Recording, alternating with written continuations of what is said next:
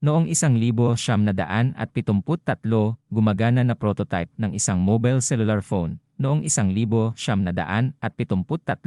ang inhinyero ng Motorola na si Dr. Martin Cooper at ang kanyang koponan ay lumikha ng isang gumaganang prototype ng mobile phone. Ang unang tawag sa cellphone ay ginawa sa New York City, tinawag ni Dr.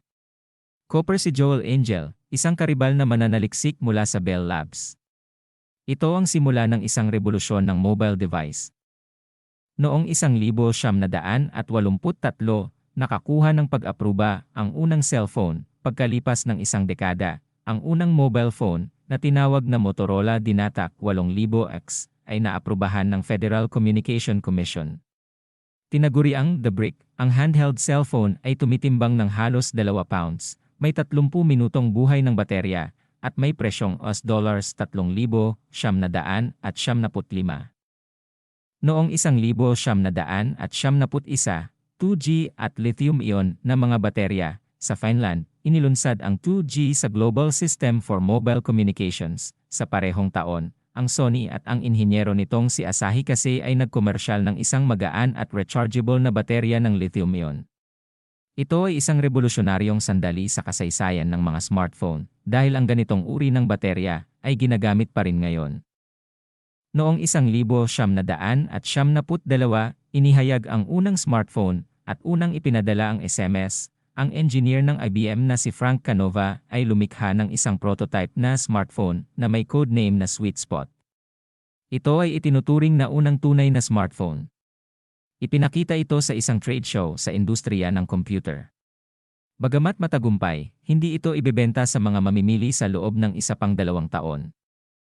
Noong 1974, unang tumama ang smartphone sa merkado, ang IBM Simon Personal Communicator, isang pinong bersyon ng prototype ng Canova, ay naging available sa mga consumer. Mayroon itong touchscreen at hindi lamang makakatawag ang mga user, ngunit makakatanggap din ng mga fax at email. Ipinakilala rin ng IBM Simon ang mga unang app, tulad ng isang address book, kalendaryo, calculator, scheduler ng appointment, at notepad. Ang telepono ay may tag ng presyo na $1,000 at nabili ng 50,000 units.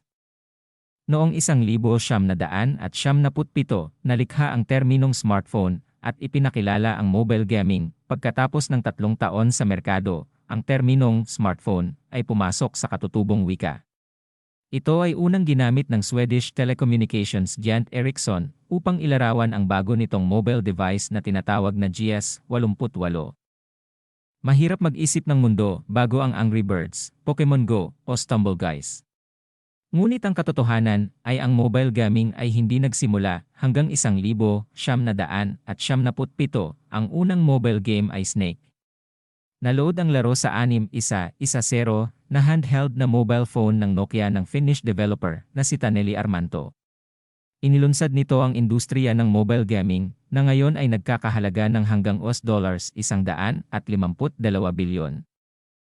Noong 1979, unang nakaharap sa harap na camera phone at GPS, ang unang komersyal na camera phone na tinatawag na Kyocera Visual Phone VP-2110 ay inilabas sa Japan. Mayroon itong nag-iisang kamera na nakaharap sa harap. Maaaring kumuha ang device ng hanggang 20 larawan at ipadala ang mga ito sa pamamagitan ng email o kumuha ng 2 larawan bawat segundo at ipadala ang mga ito sa pamamagitan ng cellular network ng Japan. Noong 2000, unang nakaharap sa likod ng camera phone, ang GS-04 na inilabas ng Sharp ay naibenta sa Japan. Mayroon itong built-in na kamera na nakaharap sa likod. Maaari itong agad na magpadala ng mga larawan sa pamamagitan ng network ng carrier. Ito ay itinuturing na unang mass-market camera phone. Noong 2001, Hello 3G network. Sa unang pagkakataon, maaaring kumonekta ang mga mobile phone sa internet sa pamamagitan ng 3G network. Nagmarka ito ng pagsisimula ng malawakang paggamit ng internet sa mga mobile phone. Noong 2004, live-assisted na teknolohiya ng GPS, ang US Electronics Company na Qualcomm ay nag-imbento at sumubok ng live-assisted GPS. Ito ay makabuluhang pinahusay ang katumpakan ng live na lokasyon. Noong 2007, Unang iPhone ng Apple. Inihayag ng Apple CEO na si Steve Jobs ang unang iPhone sa mundo sa Macworld Convention. Tinawag ng trabaho ang orihinal na iPhone na isang revolusyonaryo at mahiwagang produkto. Ang unang modelo ay may touchscreen, GPS, camera, iPad, at internet access.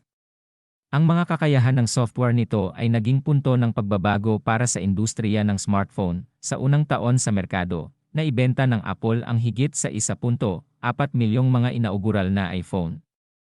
Noong 2008, unang Android smartphone, ang unang mobile phone na pinapagana ng Android sa mundo, ay pumasok sa merkado. Tinawag itong Mobile G1, na kilala rin bilang HTC Dream. Mayroon itong touchscreen, QWERTY keyboard at internet access. Ang telepono ay pisikal na dumudulas upang ilantad ang keyboard at mayroong isang BlackBerry-style trackball upang makatulong sa pag-navigate.